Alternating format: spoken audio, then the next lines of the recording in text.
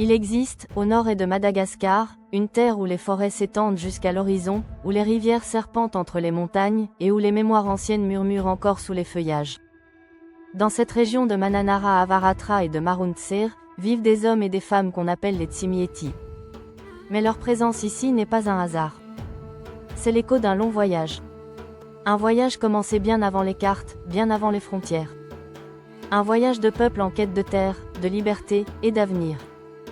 Autrefois, ils vivaient dans l'Androna, cette région intérieure, rude et montagneuse. Mais poussés par la soif de terre fertile, par la mémoire de leurs origines, ou par la simple nécessité de survivre, certains prirent le chemin de l'Est. Ils traversèrent les forêts, franchirent les seuils, et atteignirent la côte. Là, entre les rivières Mananara et Antonambalana, ils s'installèrent. Ils défrichèrent, cultivèrent, bâtirent. Et peu à peu, ils devinrent partie intégrante de ce paysage. Mais leur arrivée ne fut pas sans heurts.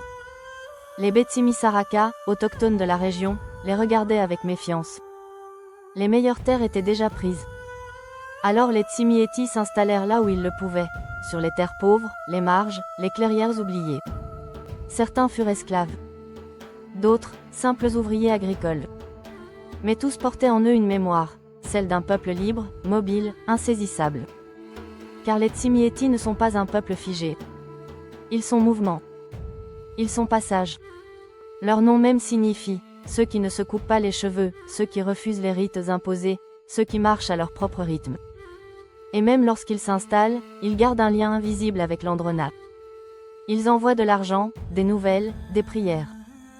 Et s'ils reviennent, ils sont accueillis comme s'ils n'étaient jamais partis. Leur histoire est faite de brassages, Sianaka, Betsimisaraka, Sakalava, Zana Malata, tous ont laissé une empreinte dans leur sang, dans leurs mots, dans leurs gestes. Et pourtant, ils restent Tsimieti. Un peuple sans royaume, mais avec une mémoire. Un peuple sans capitale, mais avec des racines profondes. Aujourd'hui encore, ils marchent. Vers l'est, vers l'ouest, vers demain.